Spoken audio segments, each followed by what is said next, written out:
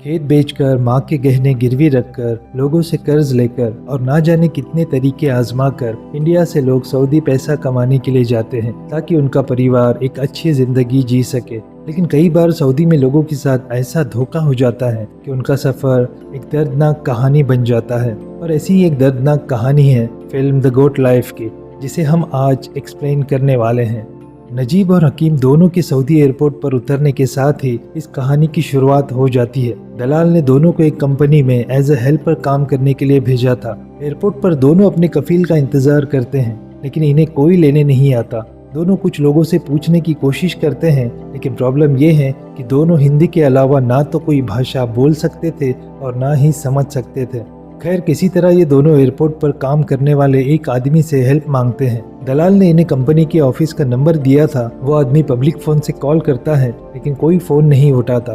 फिर वो आदमी बताता है कि आज फ्राइडे है, ऑफिस बंद होगा, इसलिए कोई फोन नहीं उठा रहा है, तो तुम दोनों इंतजार करो, कोई ना कोई तुम्हें लेने आ जाएगा। काफी देर तक इंतजार करने के बाद एक अरबी इनके पास आता है। वो पहले से ही काफी गुस्से में था और अरबी में उन दोनों से कुछ बातें कहता है जो इन्हें समझ में नहीं आती, लेकिन इन दोनों को लगता है कि शायद यही हमारा कफील होगा। फिर वो अरबी अंदर चला जाता है और थोड़ी देर बाद बाहर आता है, और इस बार आते ही वो अरबी इन दोनों से इनका पासपोर्ट और वीजा कॉपी ले लेता है और इन्हें अपनी खटारा गाड़ी में बैठने के लिए कहता है। नजीब को प्यास लगी थी, वो अरबी से पानी मांगता है, लेकिन अरबी को इनकी भाषा समझ में नहीं आती और वो अरबी में इनसे कहता है कि देखो, तुम ऐसे बड़बड़ाना बंद करो और चुपचाप गाड़ी में बैठ जाओ। और ये दोनों गाड़ी में बैठ जाते हैं। रास्ते में हकीम कहता है कि हमें घर पर फोन करके बता देना चाहिए कि हम पहुंच चुके हैं, नहीं तो अम्मी परेशान होगी। वो अरबी से किसी टेलीफोन बूथ पर गाड़ी रोकने के लिए कहता है, लेकिन अरबी उल्टा इन्हें डांट कर बैठे रहने के लिए कहता है। और काफी देर तक गाड़ी चलाने के बाद आखिरकार वो एक जगह पर गाड़ी रोकता है और हकीम को उतार देता है। नजीब और हकीम दोनों चिल्लाते रहते हैं कि हम तो यहाँ एक साथ एक ही कंपनी में काम करने के लिए आए थे, फिर आप हमें अलग अलग क्यों कर रहे हो। लेकिन अरबी इनकी कोई भी बात नहीं सुनता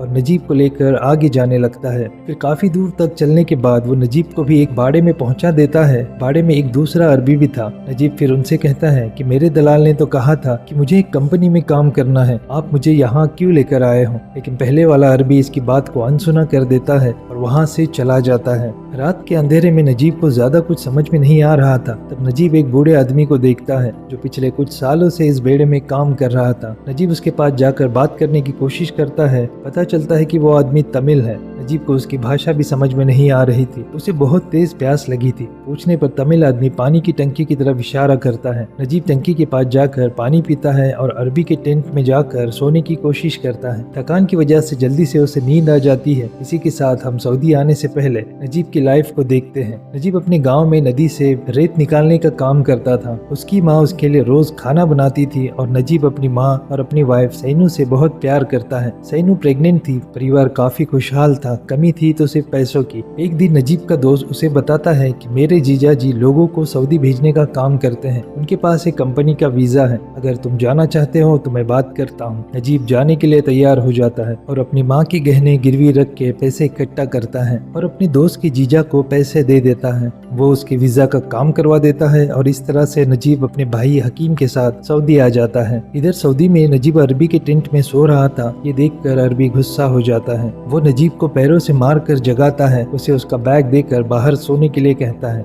नजीब बाहर एक खटारा गाड़ी में आकर सो जाता है। अगली सुबह नजीब की आंख खुलती है तब वो तमिल आदमी को देखता है। वो बकरियों का दूध निकाल रहा था। वो नजीब को दूध से भरा बर्तन अरबी को देने के लिए कहता है। नजीब अरबी के पास जाता है। वो अरबी के पैरों में गिर जाता है, गिड़गिड़ाता है कि मुझे वापस घर भेज दो, लेकिन अरबी फिर से उसे डांट कर वहाँ से भगा देता है। कुछ दिन बाद पहला अरबी वापस बाड़े पर आता है। नजीब फिर से उसके पास जाता है। अपनी भाषा में अरबी को बताने की कोशिश करता है कि मैं कर्ज लेकर यहाँ आया हूँ। मुझसे कहा गया था कि एसी रूम होगा, अच्छा खाना मिलेगा, अच्छी सैलरी मिलेगी। मुझे धोखा दिया गया है, प्लीज मुझे वापस भेज दो। वो अरबी को अपनी एक डायरी दिखाता है जिसमें नजीब ने किससे कितना कर्ज लिया है लिखा हुआ था और कुछ कॉन्टेक्ट नंबर्स भी लिखे थे। अरबी तुरंत उस डायरी को फाड़ देता है और उससे चुपचाप काम करने के लिए कहता है। नजीब समझ चुका था कि अब मैं यहाँ फंस चुका हूँ। शाम को नजीब गुमसुम बैठा हुआ था। कुछ दिनों से उसने खाना नहीं खाया था। अरबी उसे अपने पास बुलाता है। वो नजीब को खाने के लिए एक मोटी रोटी का टुकड़ा देता है। नजीब उसे खाता है तो खाना गले से नीचे नहीं उतरता। तब अरबी उसे बताता है कि इस रोटी को पानी में डुबो कर खाओ। खाने के बाद नजीब उस तमिल आदमी के पास जाता है, उससे पूछता है कि तुम्हारा नाम क्या है, तुम यहाँ कितने सालों से काम कर रहे हो। जवाब मिलता है कि मुझे याद नहीं। अगली सुबह नजीब पानी लेकर टॉयलेट करने बैठा था, तभी अरबी आकर उसे पानी छीन लेता है और उसे रेत से साफ करने के लिए कहता है,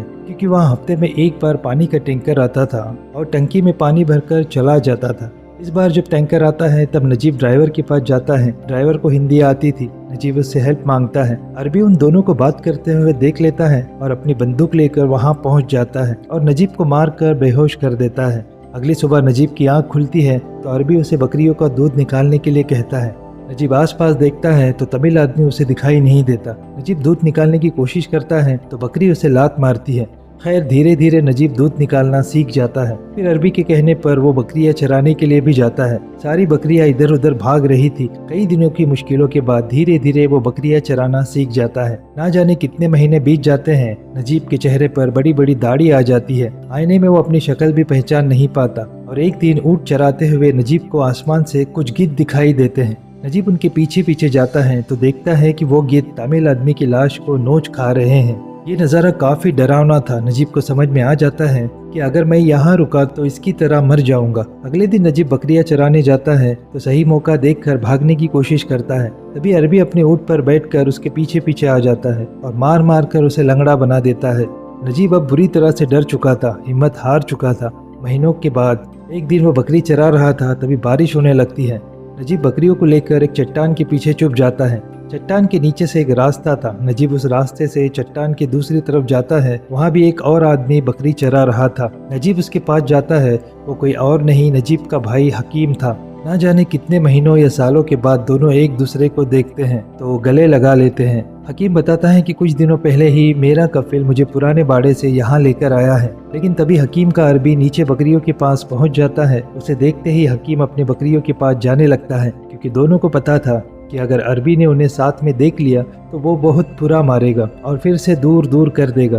कुछ दिनों बाद हकीम एक अफ्रीकन साथी के साथ आता है। वो नजीब को बताता है कि इस आदमी का नाम कादरी है और ये भागने में हमारी मदद करेगा। कादरी पहले भी इस इलाके में काम कर चुका था, उसे रास्ता मालूम था। कादरी उन्हें बताता है कि कुछ दिन बाद कफील के बेटे की शादी है। उस दिन बाड़े पर रखवाली करने वाला भी कोई नहीं होगा और उस दिन हम लोग यहाँ से भाग जाएंगे। शादी की सुबह बाड़े से सभी अरबी चले जाते हैं।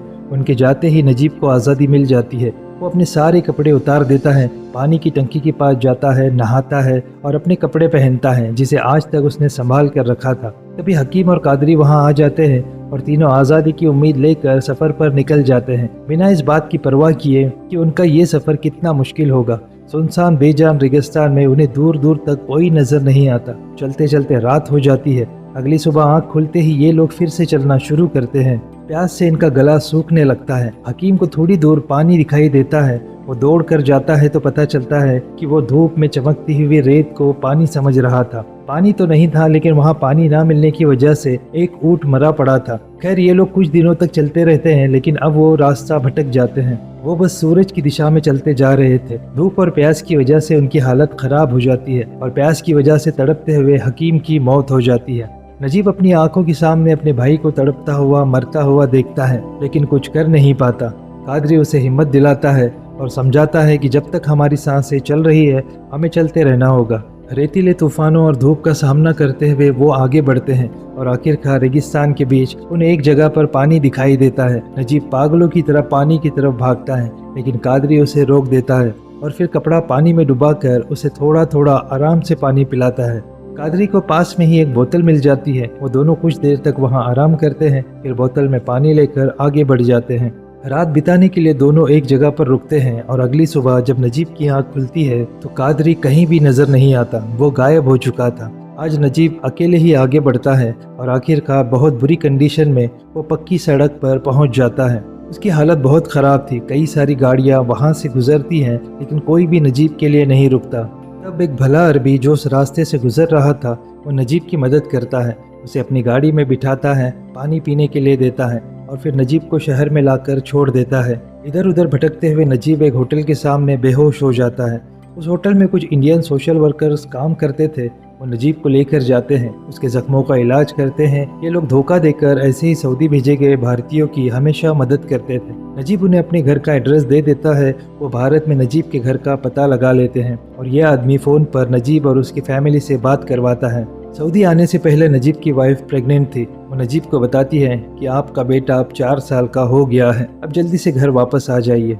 नजीब के पास कोई डॉक्यूमेंट नहीं था, इसलिए उसे कैंप भेज दिया जाता है। कैंप में बहुत सारे लोग थे जो नजीब की तरह काम छोड़कर भागकर कैंप में आए थे।